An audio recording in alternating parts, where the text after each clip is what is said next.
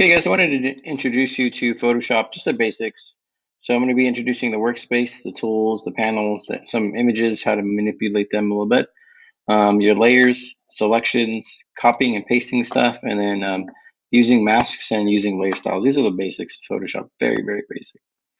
And I might show you some brush techniques and stuff, but yeah, I just wanted to kind of go over these. Right now I'm in Illustrator, so let me move my way over to Photoshop.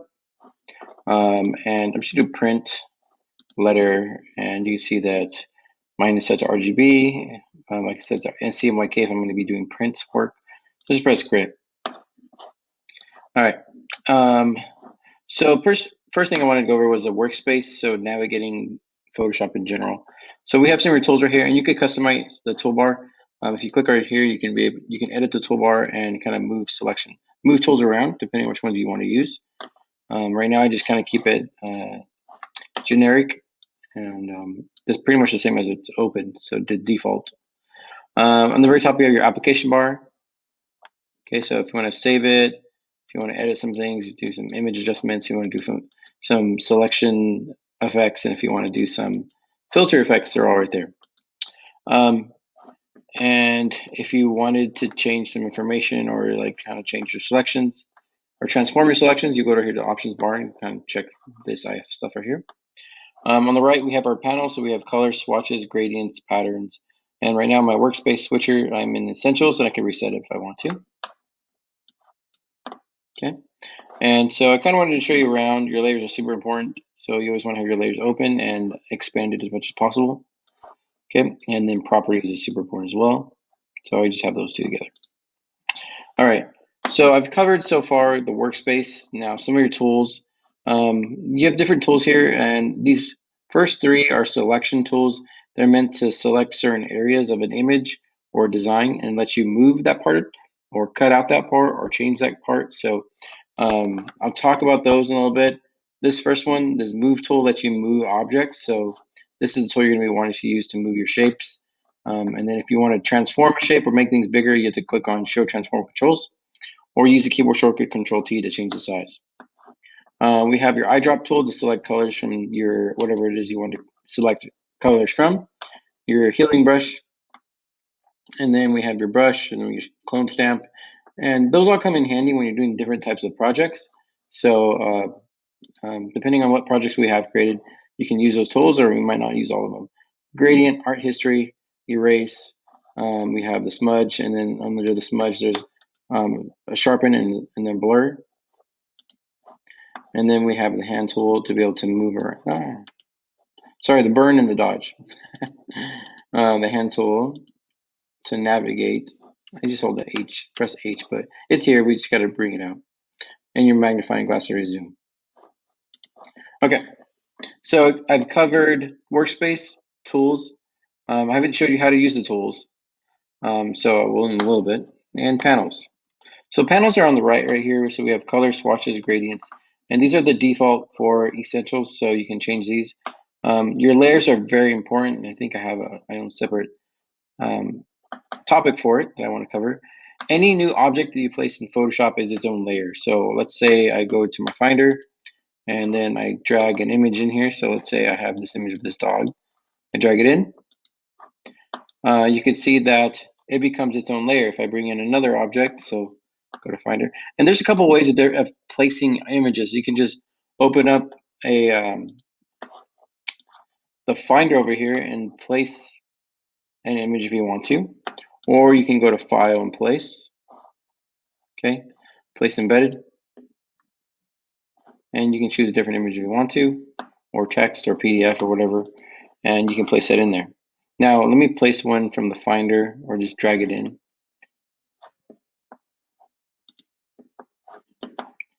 And I think I'm going to just do this generic one right here. Whoa.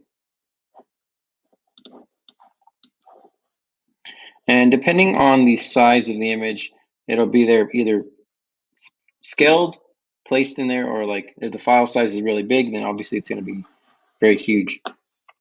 So everything has its own layer, and if the layer is on top of the other image, then it's going to be in front of it. If you want this image to be in back of the other layer, then you just click and hold and drag it below it like that. and then you can just move things around. Now I have auto select. What auto select lets you do is it lets you, like let's say I want to move that background, it's not letting me select it because you got to turn that option on in order for the computer to know that you automatically want to move different elements.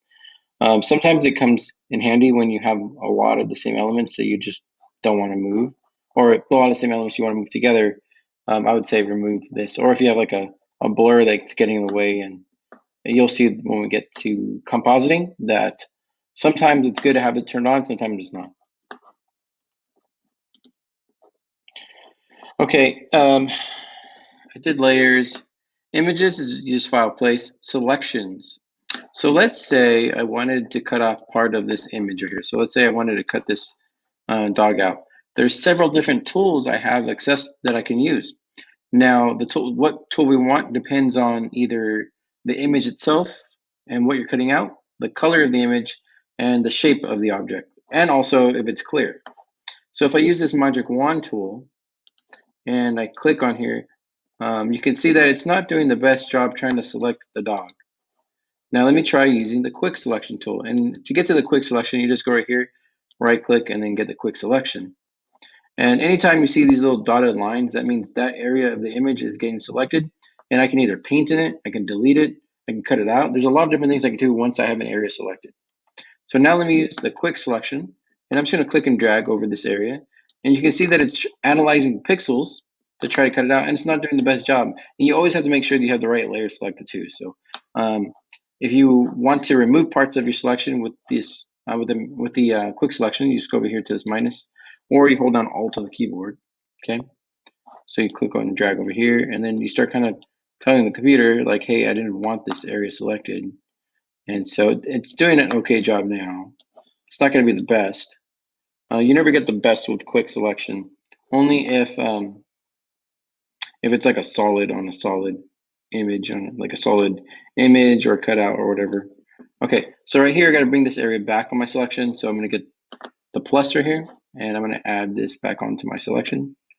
And then I'm going to do the minus again and remove this part from my selection. And then all of this. Okay, once I'm happy with the area that is selected, what I can do is give it a mask, and that's going to lead into one of my next topics I wanted to cover. So mask. Masks is pretty much you show what you want and then you hide what you don't want to see. So again, like whatever is inside my selection is going to show, and whatever is outside my selection is going to be hidden. So I click on this, and you can see that it cut it out. Now I still have a line up here and right here, and my edge looks pretty ugly. And so this area right here is called your mask. And you can see that white is allowing the image to show through, and black is the color that is hiding my image, parts of my image. So if I want to hide this part that's like, let's say I just missed some areas, then you get the paintbrush, you make sure you click on your mask, and then you need to lower the brush of the size of the brush. So you right click and you can lower the size, and then hardness is this. Let me show you. So if you're painting with the paintbrush, let me make a new layer. So let me make my brush size bigger, and I'm going to show you the difference between 0 hardness and 100%. So this is 0 hardness. Okay, and you can see that I have like a nice blurred and feathered edge. Now if I add hardness to it, and you can see that I have my edge is the contour is just very sharp. And so when you right click, that hardness has a lot to do with blending stuff in, and you'll see the difference when we start using those within our masks. Okay, so what I want to do is remove that line that's there, because if I go to save this and print it out, you're going to see this line in your final work. So click right here, go to my brush, make sure I have black, and then just go ahead and click like that. And it's painting black inside my mask to hide the parts I don't want to see. Now, if I want to bring some areas back from the image, let me zoom in. Let me move my selection. And so let's say I want to bring this area back. I get the brush. Instead of black, and make sure you select it right here in the mask. Instead of black, you click right here and you get white. And you click and drag. And you can start kind of fine tuning the edge. And that's pretty much how we do this. It's a very meticulous kind of work to do that. And you have to play with, if you right click, you have to play with the hardness. If you have too much hardness, then it's going to be like a definite edge, and it's going to kind of stick out like a sore thumb. And so you want to have like a hardness that's in between, and then you kind of want to just work with what you have and making sure it looks nice and doesn't look funny and cut out just awkwardly. So that was using the quick selection tool and the mask. So let me make a copy of this layer. To make a copy, it's Control J. Okay, I made a copy of the layer, hide the original. I'm going to delete this layer mask. All right, let me show you another tool that you can use to select certain areas in Photoshop. So I have the polygon lasso tool and I have the lasso tool. The lasso tool works as like a free-flowing organic kind of, let's say you're just kind of going like this. And it's tricky. Like if you wanted to keep on going and you wanted to stop right here, it continues back right here. And then if you want to add more, just keep on, make sure that we have it selected right here. Oh. You have to hold down plus on the keyboard, sorry. Hold down plus on the keyboard and then keep on going to select the areas that you missed. And if you don't want, if you want to remove parts of a selection, you just hold down Alt and pretty much do the same thing. Highlight the area that you don't want. So this is a quick way to do a selection. Obviously it's not the cleanest, okay?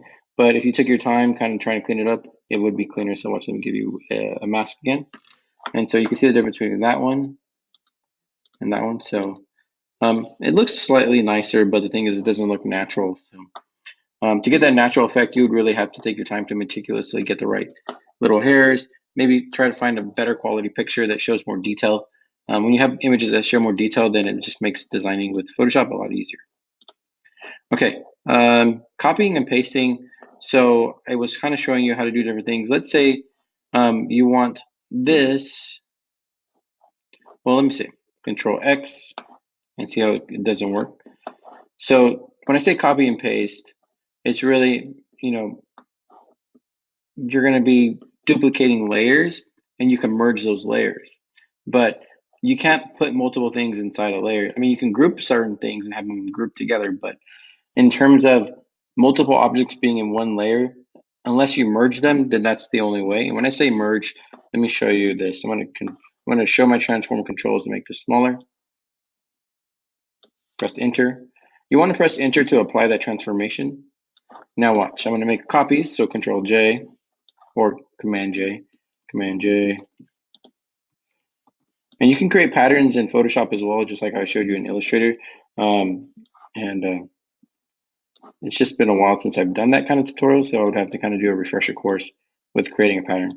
Anyways, so we have these objects, and sometimes when you have a ton, when you're compositing and you have a lot of stuff in your layers, it can get overwhelming with seeing so much. So what some designers do is they group their images together. So they hold Shift and they select that whatever is their most top object, and then they hold Shift and click on the bottom one, and so they have these selected. You just press Control G, and now that group is selected, and I can name it dogs, and I can hide it, show it if I want to, and then if I need to individually move one of the dogs, then I still can. Now, just because they're grouped, that means they're just kind of assembled together in the one layer right here. But if you merge them, so if I went right click and I merge the group, what happens is it's now not just separate pictures, they get merged into one image that has this pattern, which sometimes you want, sometimes you don't want. So if you do that, I would make a copy of these and have them in a separate layer away, just you want to be safe.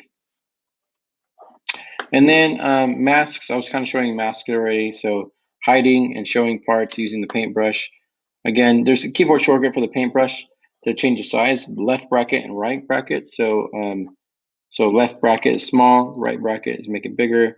And you can make it really big, and you can right click and you can put zero hardness and you can do some fading things in here like that, which is nice. I do that effect when I'm doing some like when I'm trying to do some paint effects and I want to add some detail here and there, and it's really a nice, easy way to add some color to different areas.